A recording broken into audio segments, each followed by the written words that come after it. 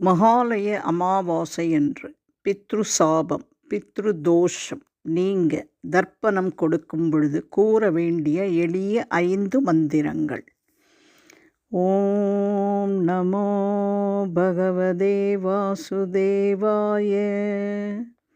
ஓம் நமோ பகவதே வாசுதேவே.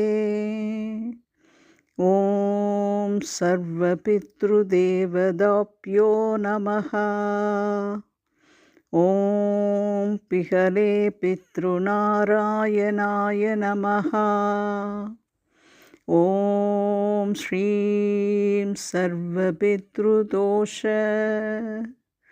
நிவாரணய கிளேஷம் ஹான் ஹான் சுகசாந்திம் தேஹி ஹஸ்தவ.